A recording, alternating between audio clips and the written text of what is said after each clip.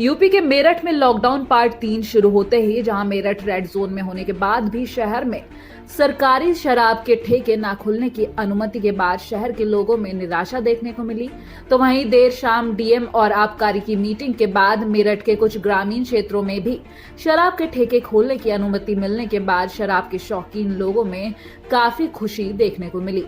ग्रामीण क्षेत्र की अगर बात की जाए तो केवल मवाना और सरदना में ही कोरोना पॉजिटिव मरीज मिलने की वजह से उन क्षेत्र के शराब के ठेके खोलने की अनुमति नहीं मिली है। बाकी अन्य ग्रामीण क्षेत्रों में शराब के ठेके खोले गए, जिसके बाद ग्रामीण क्षेत्र में शराब लेने के लिए काफी होड़ देखने को मिली। देसी शराब विदेशी मदर बियर की भांग की दुकानों के लिए ये आदेश हुए हैं कि अगर कोई रेड जोन में है तो एकल शॉप को खोला जाएगा सोशल डिस्टेंसिंग को बनाए रखते हुए। और सुबह जो 10 बजे से रात 10 बजे तक का समय था उसमें परिवर्तन किया गया है। सुबह 10 बजे से वो 7 बजे तक की दुकानें खुलेंगी। कोरोना महामारी होने के बावजूद भी सिखों के तीसरे गुरु श्री गुरु अमरदास जी का प्रकाश पर्व बड़ी श्रद्धा और उल्लास के साथ पूरी दुनिया में मनाया जा रहा है। कर्फ्यू होने के कारण श्रद्धालुओं की संख्या कम होने के बाद श्रद्धालुओं ने सचखंड श्री हरमंदिर साहिब में पहुंचकर गुरु घर के दर्शन और स्नान कर गुरु घर में माथा टेक नतमस्तक हुए और आशीर्वाद लिया। इस मौके पर अकाल तख्त साहिब के जत्थेदार ज्ञानी हरप्रीत सिंह ने श्रद्धालुओं को इस दिन की बधाई देते हुए कहा कि उन्होंने वाहेगुरु से आगे देश और परिवार के लिए अमन और शांति की अरदास की है। संसार ਦੇ ਵਿੱਚ ਵਸਦੀਆਂ ਨਾਨਕ ਨਾਮ ਲੈਵਾ ਸਿੱਖ ਸੰਗਤਾਂ ਨੂੰ ਗੁਰੂ ਖਾਲਸਾ ਪੰਥ ਨੂੰ ਬਹੁਤ-ਬਹੁਤ ਵਧਾਈਆਂ। ਸ਼੍ਰੀ ਗੁਰੂ ਅਮਰਦਾਸ ਜੀ ਪਾਤਸ਼ਾਹ ਜੀ ਦੀ ਸਮੁੱਚੀ ਮਨੁੱਖਤਾ ਨੂੰ ਮਾਨਵਤਾ ਨੂੰ ਬਹੁਤ ਵੱਡੀ ਦੇਣ ਹੈ। ਆਓ ਧੰਨ ਗੁਰੂ ਅਮਰਦਾਸ ਜੀ ਪਾਤਸ਼ਾਹ ਜੀ ਦੇ ਮਹਾਨ ਉਪਦੇਸ਼ਾਂ ਤੋਂ ਸੇਧ ਲਈਏ, ਬਾਣੀ ਪੜ੍ਹੀਏ, ਨਾਮ ਜਪੀਏ, ਸੇਵਾ ਸਿਮਰਨ ਦੇ ਨਾਲ ਜੁੜੀਏ ताकि साडा लोक सुखी परलोक सुहेला हो सके। एक बारी फिर गुरु अमरदास जी के प्रकाश पर्व दी बहुत बहुत बधाइयाँ। गुरु रामदास जी के चरणों में तुछ भेटा 1 लाख रुपये का चैक दिता है। गुरु रामदास जी के लंगर वास्ते जो संगतां ने बहुत बड़ा प्रबंध किया सी। एक करोना की बीमारी वास्ते जिहड़ा 3-4 लाख बंदे नूं रोज़ राशन देने वास्ते उपराला किया सी। गुरु साध संगत के चरणों में आप दास भी तुछ भेटा कर रहा है। कोरोना वायरस के संक्रमण का खतरा इतना बढ़ गया है कि अब किसान अपने कृषि यंत्रों को भी सैनिटाइज करने लगे हैं। ग्रामीण क्षेत्र में किसान अब खेतों में काम करने में भी सावधानी बरत रहे हैं। कोरोना वायरस के संक्रमण के बाद शहरी और ग्रामीण इलाकों के कई मोहल्लों को लगातार सैनिटाइज किया जा रहा है, लेकिन बिहार में रोहतास जिला के शिवसागर प्रखंड में नाद पंचायत के मुखिया इन दिनों किसानों के उपयोग में आने वाले कृषि यंत्रों, ट्रैक्टरों, पंपिंग सेट सैनिटाइज करने में लगे हुए हैं। उनका कहना है कि कोरोना वायरस के कारण जब ज्यादातर काम धंधे बंद हैं, ऐसे में खेती बाड़ी का काम शुरू है, जिसमें एक दूसरे गांव से भी आकर मजदूर काम कर रहे हैं। ऐसे में कौन मजदूर कहां से आ रहा है और किससे मिलकर आ रहा है, इसको लेकर कृषि यंत्रों को सैनिटाइज किया जा रहा है ताकि संक्रमण का खतरा ना हो। ऐसा महामारी बीमारी है कि पूरे राज्य पूरा विश्व जूझ रहा है। इसमें हमारे प्रधानमंत्री, मुख्यमंत्री, डॉक्टर, प्रशासनिक सभी लगे हुए हैं हर आदमी को सुरक्षित रखने के लिए। वैसे ही हमारे पंचायत में, नाद पंचायत में हम मुखिया की तरफ से सैनिटाइज की व्यवस्था, ब्लीचिंग का व्यवस्था किए हुए हैं, जिसमें ज़्यादा फोकस हम कृषि पर दे रहे हैं। क्योंकि हमारे कृषि भाई ट्रैक्टर चलाते हैं, पंप चलाते हैं, धान काटने जाते हैं, गेहूँ काटने जाते हैं। उस पर फोकस है कि उन लोगों को कोई बीमारी न हो। बिहार के सासाराम में कुल 52 कोरोना पॉजिटिव मरीज थे, जिनमें से 17 मरीजों को डिस्चार्ज कर दिया गया है। सोमवार को जहां 6 मरीज डिस्चार्ज हुए थे, वहीं मंगलवार को 11 मरीज ठीक होकर अपने अपने घर चले गए। बता दें कि सासाराम के नारायण मेडिकल कॉलेज जमुहार में कुल 44 मरीजों का इलाज चल रहा था, जिनमें से 17 मरीज डिस्चार्ज कर दिए गए हैं। इन्हीं ठीक मरीजों में 3 बच्चे भी शामिल हैं।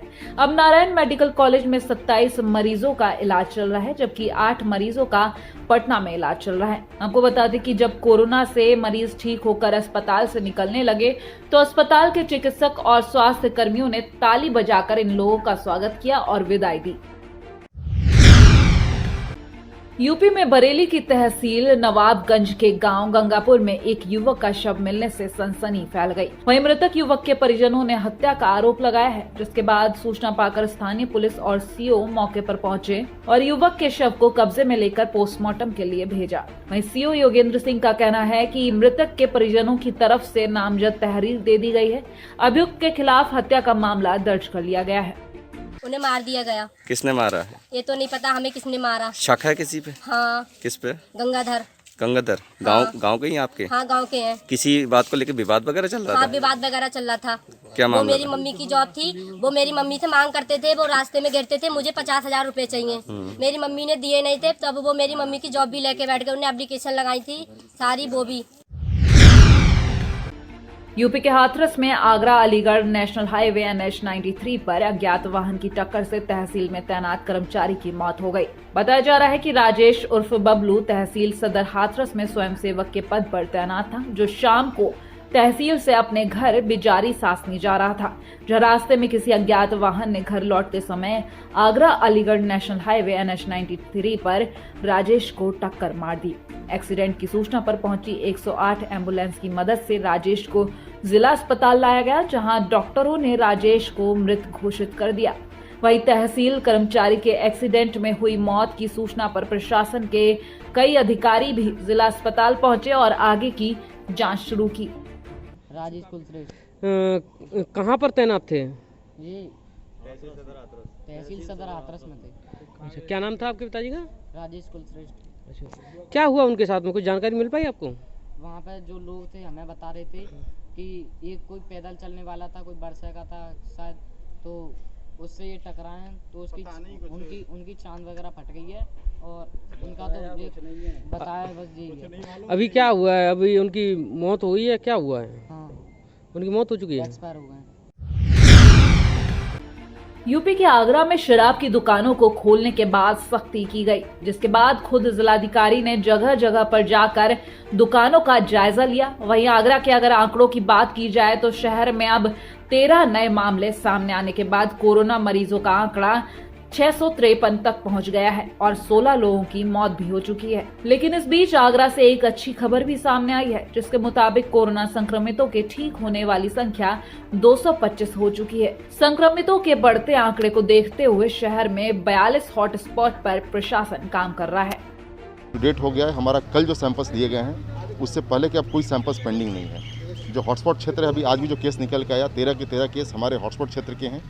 एक अच्छी बात है, नए हॉटस्पॉट क्षेत्र बढ़ नहीं रहे हैं। 14 हॉटस्पॉट क्षेत्र को हमने बंद भी किया है और जो हमारे लाइव केसेज हैं उसमें से 4 ऐसे हैं जहां 15 दिन से ऊपर हो गया है। जो हमारी स्ट्रैटेजी चल रही है इसको और ठीक से करेंगे। नया हॉटस्पॉट क्षेत्र बनने नहीं देना है और जो हॉटस्पॉट क्षेत्र है उस पर काम करते रहना है।